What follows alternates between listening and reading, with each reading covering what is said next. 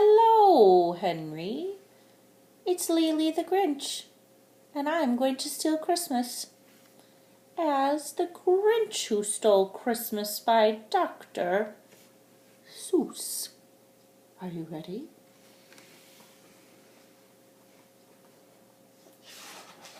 Think about this story.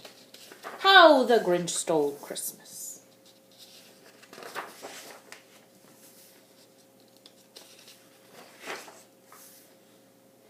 Every Who down in Whoville liked Christmas a lot. But the Grinch, who lived just north of Whoville, did not. The Grinch hated Christmas. The whole Christmas season. Now, please don't ask why. No one quite knows the reason. It could be his head wasn't screwed on just right. Or it could be perhaps that his shoes were too tight. But I think that the most likely reason of all may have been that his heart was 2 sizes too small. But whatever the reason, his heart or his shoes, he stood there on Christmas Eve, hating the Whos, staring down from his cave with a sour Grinch frown, and the warm lighted windows below in their town, for he knew every Who down in Whoville beneath was busy now hanging a mistletoe wreath. "And they're hanging their stockings," he snarled with a sneer. "Tomorrow is Christmas. It's practically here." Then he growled, with his Grinch fingers nervously drumming. "I must find a way to stop Christmas from coming. For tomorrow," he knew, all the Who girls and boys would wake bright and early, and they'd rush for their toys. And then, oh, the noise! Oh, the noise! That's one thing he hated. The noise. Ugh. Then the Whos, young and old, would sit down to a feast, and they'd feast, and they'd feast, and they'd feast. They would feast on Who pudding and rare Who roast beast, which is something the Grinch could not stand in the least. Bah! And then they'd do something he liked least of all. Every Who down in Whoville, the tall and the small, would stand close together with Christmas bells ringing, and they'd stand hand in hand, and the Whos would start singing. They'd sing and they'd sing and they'd sing. And the more the Grinch thought of this Who Christmas sing, the more that Grinch thought, "I must stop this whole thing. Why, for 53 years I've put up with this now. I must stop Christmas from coming. But how?" And then he got an idea. An awful idea. The Grinch got a wonderful, awful idea. "I know just what to do," the Grinch laughed in his throat. "Ha ha ha!" And he made a quick Santa Claus hat and a coat. And then he chuckled and chuckled. "What a great Grinchy trick! With this coat and this hat, I'll look just like Saint Nick. All I need is a reindeer." The Grinch looked around, but since reindeer are scarce, there was none to be found. Did that stop the old Grinch? No, the Grinch simply said, "If I can't find a reindeer, why, I'll make one instead." So he called to his dog Max. Then he took some red thread and he tied a big horn to the top of his head. Then he loaded some bags and some empty old sacks on a ramshackle sleigh that he hitched up to old Max. Then the Grinch said, "Giddy up!" And the sleigh started down towards the homes where the Whos lay a-snooze in their towns. All their windows were dark. Quiet snow filled the air. All the Whos were all dreaming sweet dreams without care. When he came to the first little house on the square, "This is stop number 1, said the Grinch as he hissed, and he climbed to the roof, empty bags in his fist.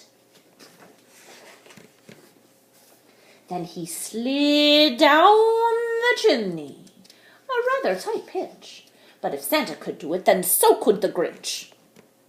He got stuck only once for a moment or two. Then he stuck out his head of the fireplace flue, where the little Who's stockings all hung in a row. "These stockings," he said with a grin, "are the first things to go." Then he slithered and slunk with a smile most unpleasant around the whole room, and he took every present: pop guns and bicycles, roller skates, drums, checkerboards, tricycles, popcorn, and plums. Then he stuffed them in the bags, and the Grinch very nimbly stuffed all the bags, but one by one, up the chimbley. Then he slunk to the icebox, and he took the Who's feast.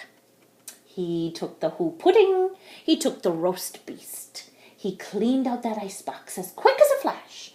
Why, that Grinch even took their last can of Who hash.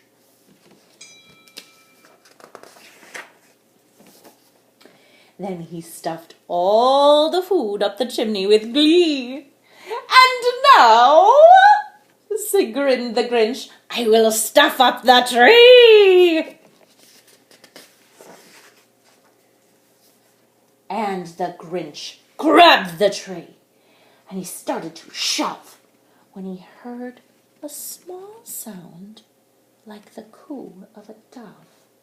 He turned around fast, and he saw a small Who, Cindy Lou Who was no more than 2.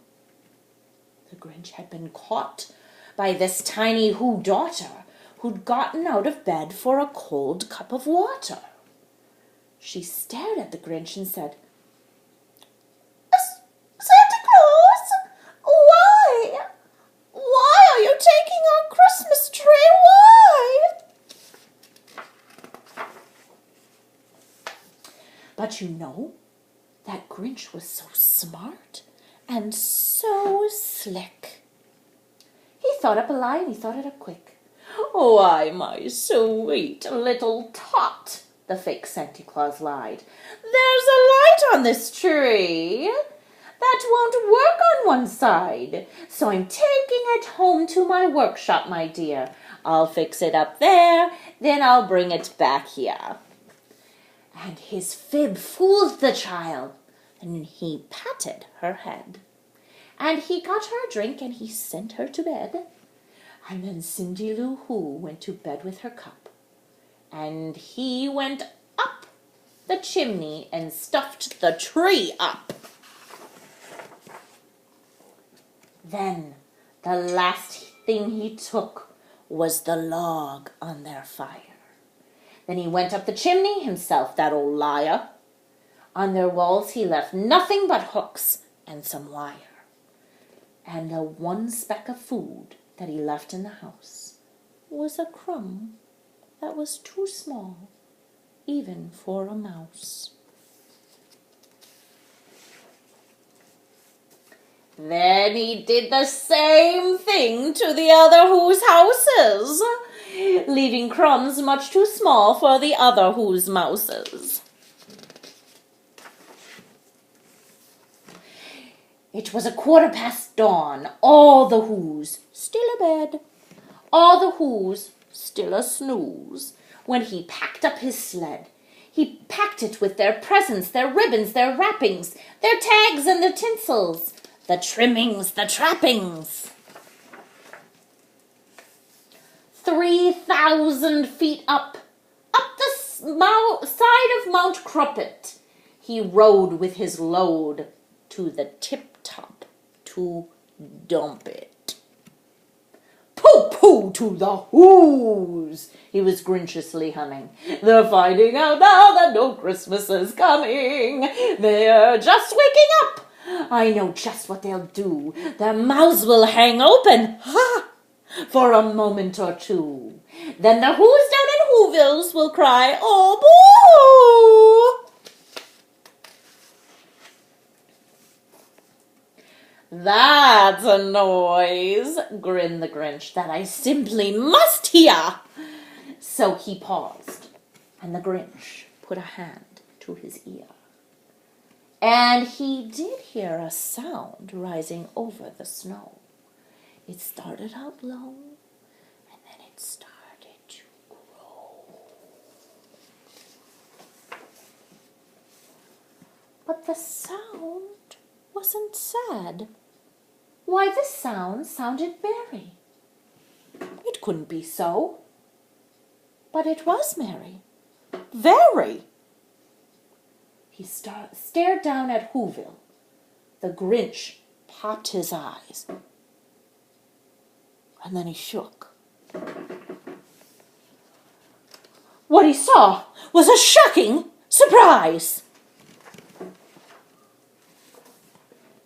For every Who in Whoville, the tall and the small, was singing with no presents at all. He hadn't stopped Christmas from coming. It came. Somehow or another it came, just the same. And the Grinch, with his Grinch feet ice cold in the snow, stood puzzling and puzzling. How could it be so? It came without ribbons. It came without tags. It came without packages, boxes, or bags. He puzzled for 3 hours till his puzzler was sore. Then the Grinch thought of something he hadn't before. Maybe Christmas, he thought, doesn't come from a store. Maybe Christmas, perhaps, means a little bit more.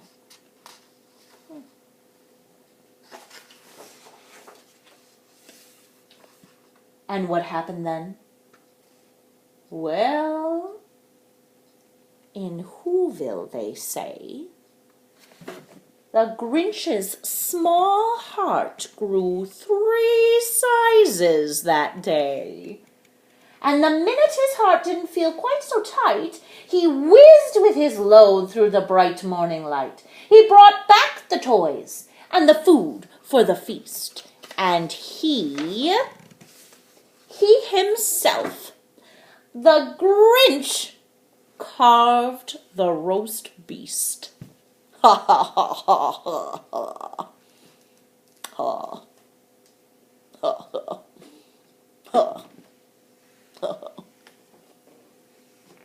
Ha. That's how I stole Christmas.